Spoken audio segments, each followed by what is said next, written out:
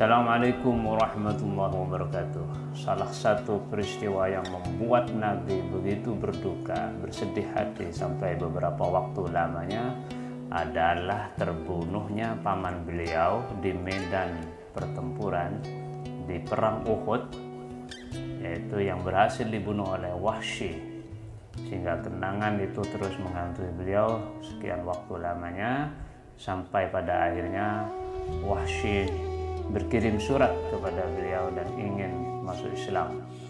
Bagaimana tanggapan beliau dan bagaimana dialog isi surat tersebut? Ini kisahnya yang dituturkan oleh Syekh As-Samarqandi dalam kitab Tanbihul Ghafilin. Mari kita simak, semoga bermanfaat.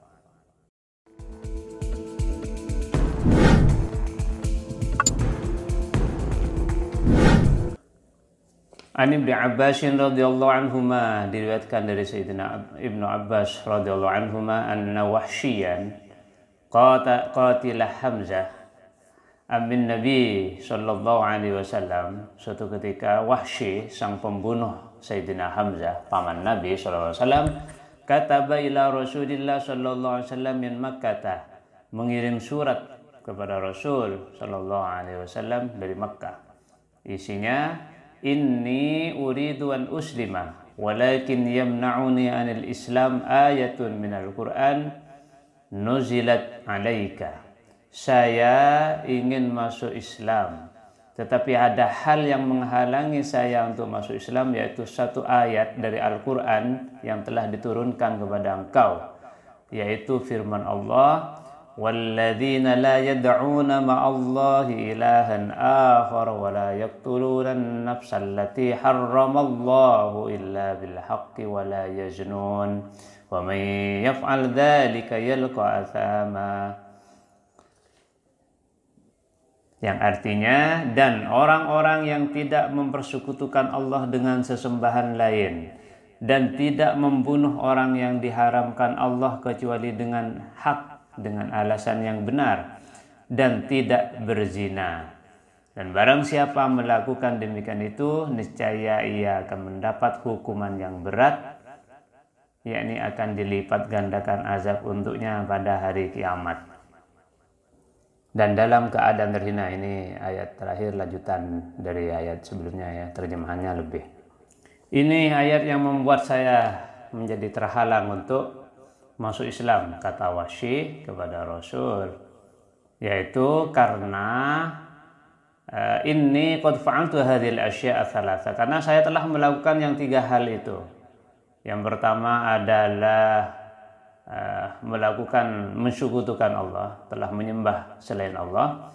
Yang kedua, membunuh orang tanpa hak, yaitu membunuh Sayyidina Hamzah. Dan yang ketiga telah melakukan perzinahan. Nah, bagaimana ini tiga hal berat ini telah saya lakukan semua, kata Wahsy. Fahal li min taubatin? Apakah masih mungkin ada pintu taubat terbuka untuk saya? Kemudian fanazalat hadil ayah, maka kemudian ayat berikutnya diturunkan oleh Allah, yaitu illa man taba wa amana wa amila shalihan faulaika yubaddilullahu sayyiatihim hasanat. Maka ayat itu kemudian memberikan pengecualian, walaupun telah melakukan tiga hal yang berat itu, tapi masih dikecualikan, yaitu kecuali orang-orang yang bertobat, illa man taba wa amanah, dan beriman, wa amila shalihan, dan melakukan kebaikan. Faulaika yubaddilullahu sayyiatihim hasanat, maka kejahatan mereka diganti oleh Allah dengan kebaikan. Wa kana Allahu ghafuran rahima. Jadi mendengar surat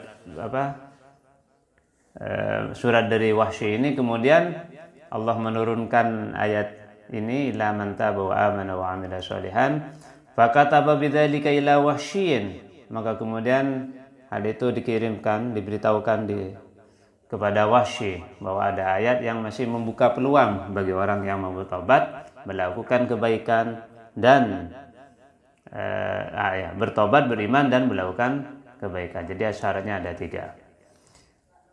Nah, setelah mengetahui hal itu kemudian fakataba ilaihi, maka kemudian Wahsy mengirim surat lagi kepada Nabi SAW dengan mengatakan inna fil ayati syartan. Di dalam ayat itu orang yang mau bertobat masih ada syaratnya, yaitu wa huwa al-amalus sholih, yaitu masih disyaratkan setelah beriman harus melakukan amal soleh. Wala adri hal aqdiru 'ala al-'amali sholih am la, tetapi saya masih belum tahu persis, belum yakin apakah saya mampu untuk melakukan amal soleh atau tidak.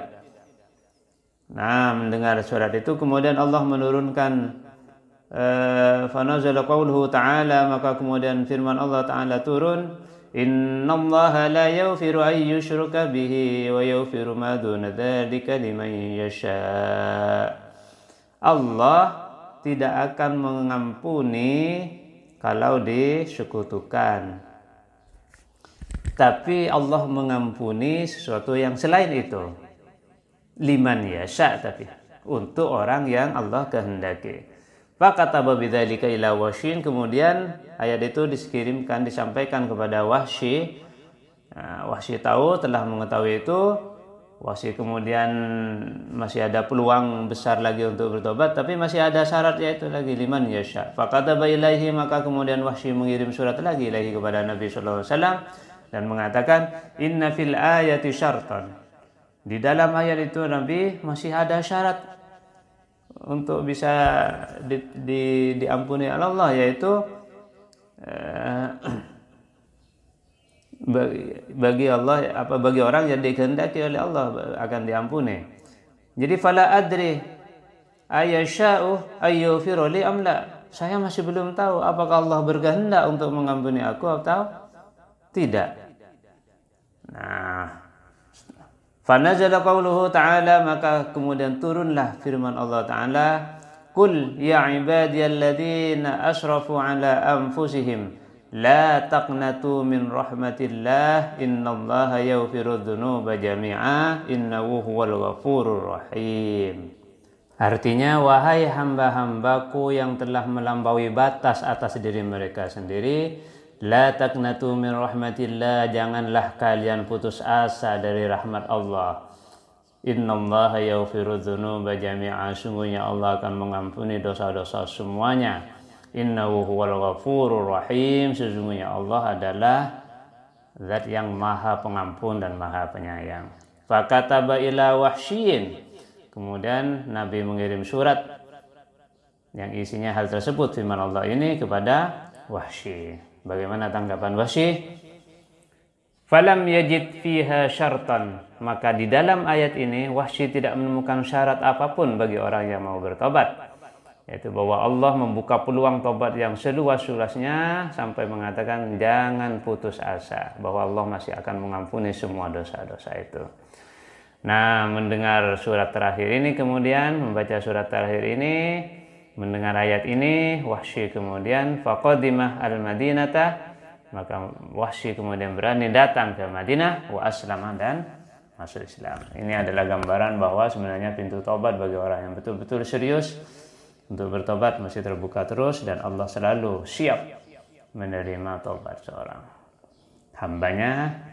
Dan ini adalah kesempatan luar biasa yang dibukakan oleh Allah, rahmat Allah pada umat Nabi Muhammad SAW, bahwa mereka jangan pernah sampai putus asa untuk terus mendekat dan membersihkan dirinya sehingga tetap mendapatkan ridha Allah, mendapatkan pengampunan dari Allah dalam segala dosa yang dilakukan.